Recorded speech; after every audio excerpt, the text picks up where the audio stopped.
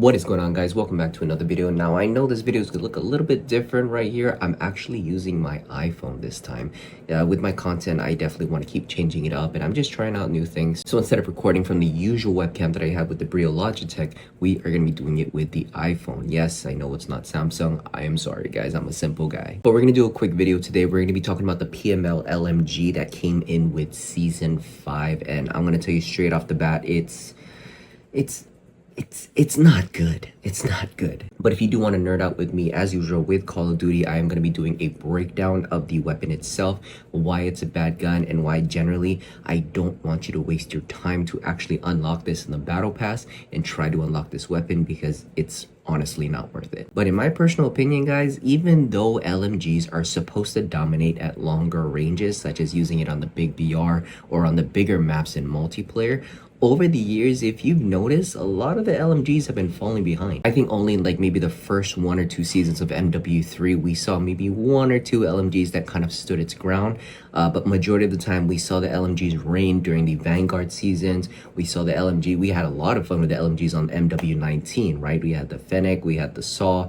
It was fun. They actually had some meta loadouts at that time with the LMGs. But before we get into the rest of the video, guys, I just want to make a quick announcement. I know with my channel, I talk about a variety of things, right? I talk about the season updates. I talk about tips and tricks and how to better yourself with aim and movement in Call of Duty. I talk about weapon reviews. I talk about the cheating scene. Just to make it easier for you guys, I'm going to try and categorize all my videos and all my shorts in the correct playlist, so that way for my audiences who really want to know only the cheating aspects, or the audience that really want to know just the stats and nerd out with like the Call of Duty weapons and reviews like that, I can have it organized a lot more better for you guys to watch. Okay, so like I said, guys, we are going to nerd out with this weapon review, but I am only going to be bringing up the certain stats that actually need to be talked about in regards to why this weapon may be good or bad in certain areas. We're still going to be following all the categories, right? We have firepower, accuracy, mobility, and handling, but we're not going to talk about each and every single aspect of it. So we're going to start off good right off the bat, because the bullet velocity, it does have the highest bullet velocity out of all the LMGs. The way that I like to do my weapon reviews is I don't like to compare it to other weapons in other categories, because there's other aspects and variances that we need to talk about. I'm just comparing the LMG to the rest of the LMGs that are in the same category. So like I said, compared to the rest of the LMGs, the PML 5.56 does have the highest bullet velocity, being at 840 meters per second. But unfortunately, the good news already ends there, because the effective damage range, where you can get the max damage output per bullet, is going to be the lowest out of the rest of the SMGs. So even though it does have a good range, about 76.2 meters, which is fairly far, does come in dead last, where all the other LMGs have a much more farther damage range than this one. Now let's move on to weapon accuracy. So this is the part where PML really does bad, because unfortunately for the gun kick recoil, the horizontal recoil, the vertical recoil, all of them are dead last. So that means it has the highest gun kick, it has the highest horizontal, and then even with vertical, it's not the highest, but it's second to the highest. So even though this weapon has great bullet velocity, being at 840, right, we're gonna have really good hit scan just as a base weapon.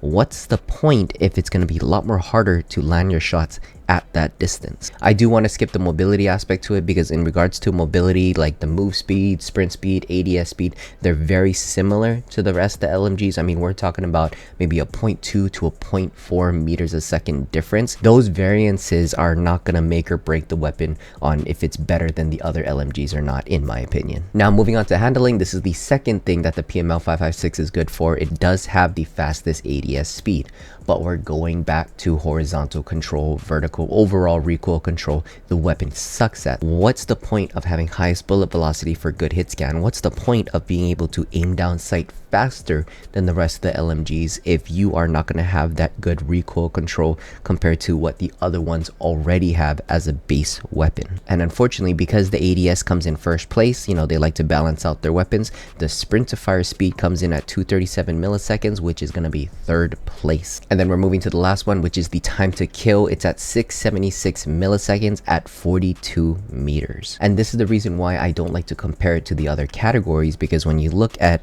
compare it to the AR category, you're already seeing the GPR 91 being at 592. And by the way, when I make the ABR video with the new AR that came with Season 5, surprisingly, I'll tell you what, later in the next video, The ABR actually does faster than the 592 that the GPR 91 does. But we'll save that information for the next video when I do a weapon review on the ABR. So to summarize this weapon review on its pros and cons with the PML 5.56 is that it does have the highest bullet velocity. It does have the fastest aim down sight speed. It does have the fastest TTK, right? You know what I like to talk about, where if the weapon has the lowest TTK, it's meta.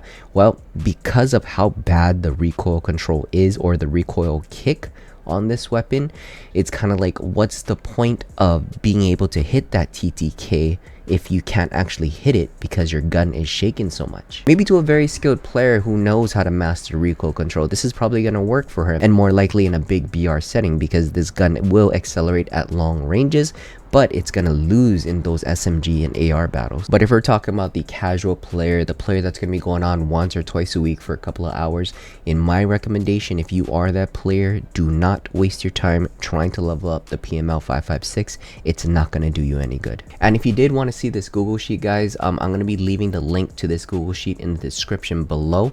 What you can do is click on that link, go down, there's going to be a second tab where I titled PML review. That's where you can see all of the numbers and stats that I have on this weapon, and I highlighted it on what's good, what's bad, so that you can take a look at it yourself and nerd out with me. So with that being said, guys, I do have the perfect 5 attachment build that you can use that is literally meta, that has the fastest time to kill, the best accuracy, and the best recoil control. So first we're going to start with the R&K multi-zoom, right? We want to get that 7x zoom. We don't need a muzzle for it because that's how good this recoil control is going to be. We're going to go with the CHF barrel for that additional extra meta damage. Then we're not going to do any under barrels. We don't need a magazine for it. We don't need any more additional mobility or speed, right? We're going to go with the ergo grip, and we have the light stock as well as the NATO overpressure. Now, since I'm a Call of Duty YouTuber, you're going to have to trust me on this because I know everything. So right over here, I'm going to be proving it into the firing range about how meta this gun is. As you can see, this medium range, look how good the recoil control is. We want to make sure we're on the 7x. We have to zoom in extra further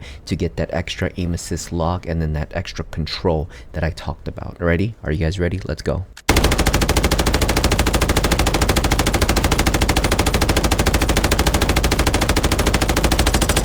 And this was with me pulling the aim stick like all the way down, fully down, and I couldn't even get on target. But if anything, guys, I'm just joking with you. If you guys got a laugh out of it, I'm glad. If you guys didn't, I'm sorry.